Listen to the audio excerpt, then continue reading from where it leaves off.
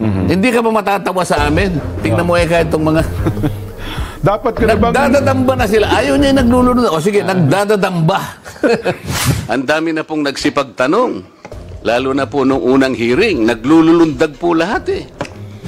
I would like, Madam Chair, to remind our colleague, Mr. Marcoleta, Representative Marcoleta, that such terminology as nagtatalon para magtanong are improper.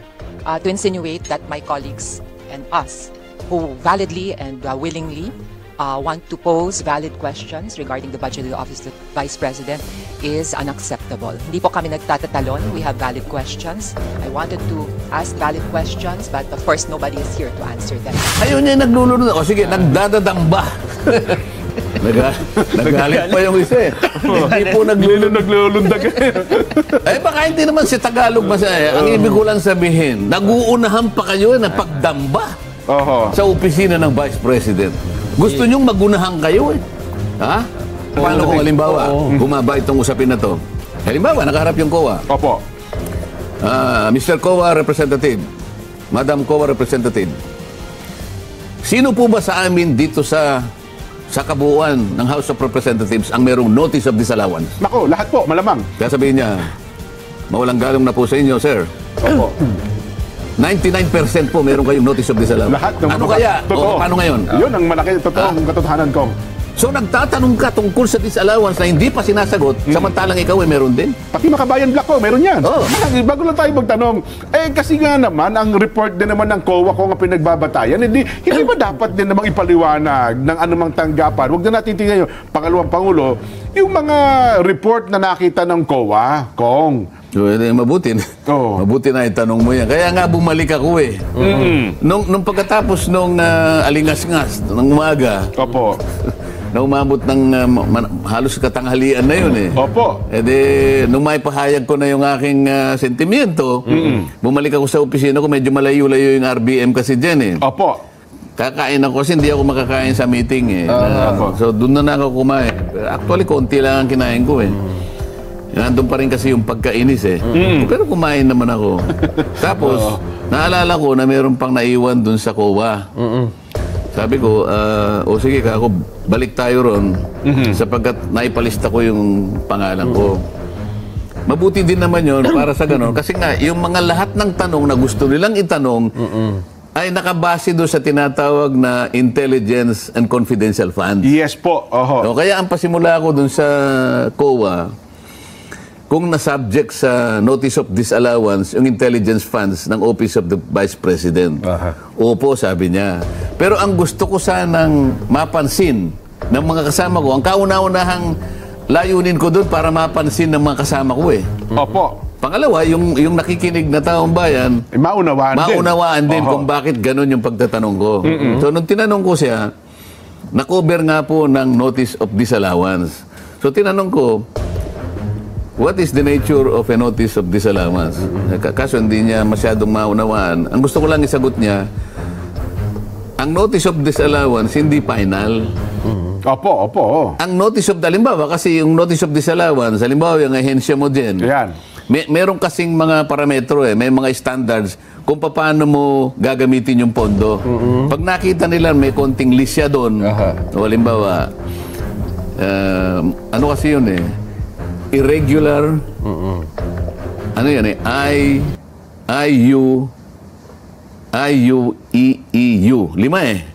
Mayroon pala. Yung I, irregular. Okay. Yung U, unnecessary. E, extravagant. Another E, excessive. Tapos ano yung U? Ako pa sa kanya eh. Unnecessary. Hindi, sinabi mo na yun eh. Unconscionable. Ay, opo. Yes po. So, ito yung minamarkahan. So either irregular, excessive, unnecessary, unconscionable, blah blah blah, malalagay ka sa notice of disallowance. Ngayon, sabi ko, nasaan na ang estado niyang notice of disallowance? ito pong notice of disallowance na ibigay na po namin sa management. Ibig sabihin, Office of the Vice President, Opo, doon sa opisina. noong August 24, 2024. So, kailan lang, di ba? Bago lang po, oo.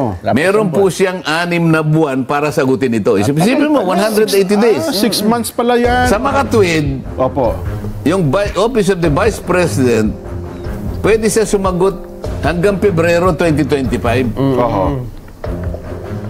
Hindi pa siya nag-submit ng sagot kasi meron pa siyang plaso na 6 na period pa. 6 na buwan. O ngayon sabi ko sa kanya, yun bang notice of disallowance contestable? Yes, sir. Ayan, oo naman. Yan bang akong notice of disallowance appealable? Nagtalo pa kami sa kasi po yung appeal, alam ko na yung appeal. Pag appeal, kunyari, dito sa inyong unit, Opo. dinismiss nyo, mag-a-appeal siya sa commission proper, appeal ang tawag. Pero wag mo na nating ano yun, kasi sa amin, hindi naman kami sa ulado yung mga terminology yung ginaga sa amin, basta sagot, appeal, Appeal po yan, tama naman, Alang-alang sa pagkaunawa lang na mabilis. Opo, kanya. Hindi siya pupunta sa COA proper kasi sa inyo hindi pa kayo nag-uumpisa eh. Inihintay mo nga yung sagot niya eh. Doon pa. Oo. Anong gusto nating ipaliwanag doon, Nelson? Jen? Opo. Sasagutin ng opisina ng Vice President sang-ayon sa kanyang pagkakaunawa sa ginawa niya. Oo. Okay, sasabihin niya, hindi po dapat disallow dito. Dapat i-allow nyo sapagkat nagkamali. Kukontrahin niya yun. Ha? Mag-a-argue siya din. Opo. At ipakikita niya sa abot ng kanyang kakayahan, meron naman silang abogado. Hindi po. Ang pagkaunawa po nyo ay ganito. Ang amin pong pagkaka-interpret sa ginawa ninyong parametro, ganito po yun. Ibig sabihin yan, kukontesin niya. May pagkakataon na maaaring manalo yung Vice President. Pwede niyang palitawin. Kasi kung minsan, hindi nakita ng auditor lang yun eh. Tama. Auditor lang yun. Kung minsan, walang abogado sa unit niya eh. Kung halimbawa lumitaw na tama yung Office of the... Sa akin lang naman ha. Ano ang ating gustong palabasin dito? Walang pinali pa dyan eh. Sasagot pa lang, mag-a-argue. Iko-contest niya yan, i-a-appeal niya yan sa katapos-tapusan ng daigdig. So wala pang bearing. Bakit ngayon sabi ko doon sa COA, Opo. tama ba ka ako na yung mga kasama ko? Ganun pa lang kalagayan. Sasagot pa lang. Yun pa lang Pangalawang estado. pangulo. Oo. Tama ba ka ako nung nakaraang isang araw na pinasimulan itong hearing na to, ang mga kasama ko rito ay naglululundag. Oo. Nagalit pa yung isa eh. Hindi po Naglulundag.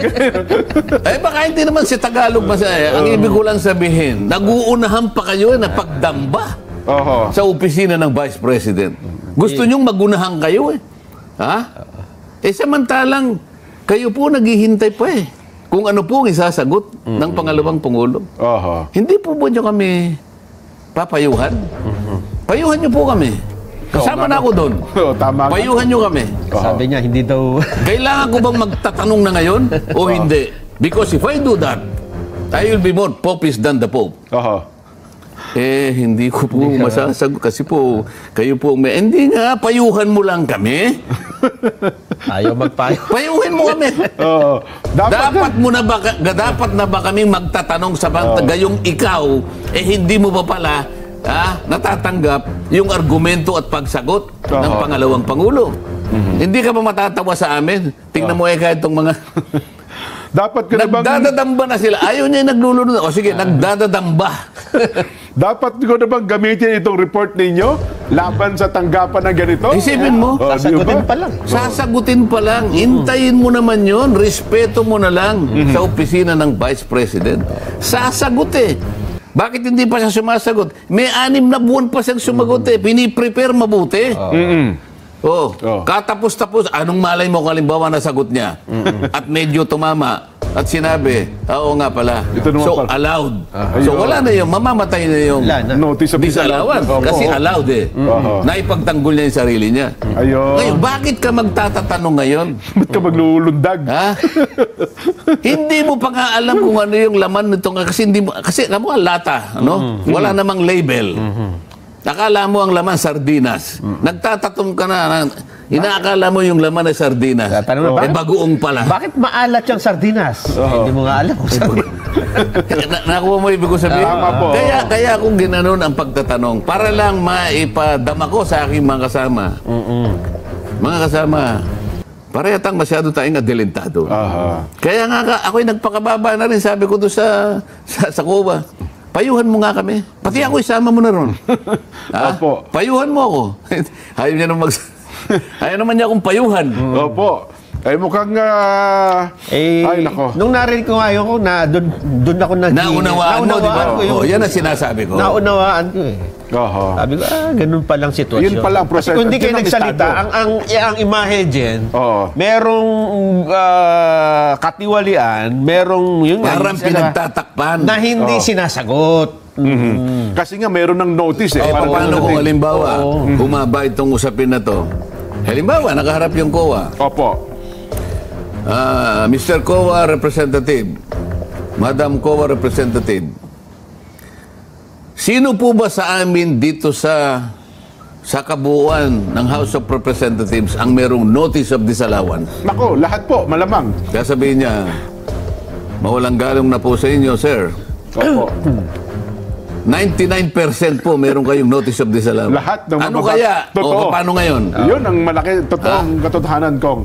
So nagtatanong ka tungkol sa disallowance na hindi pa sinasagot, samantalang ikaw ay meron din? Pati Makabayan Black ko, meron yan. Oh, merong nakasulat sa Biblia. Oho.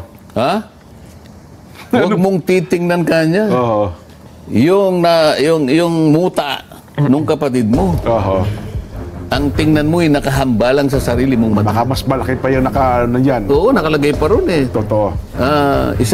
Parang isang punong kahoy ang nakabara sa kanyang mata eh. Ang ibig niya sabihin, umalis ka dyan sa likod ng puno na yan. Oho. Kasi natatakpan ka eh. Hindi mo nakikita yung katwiran eh. Lumabas ka dyan para makita mo yung totoo. Kasi medyo nababara yung paningin mo eh. Ayun. Oho. Ay, nako.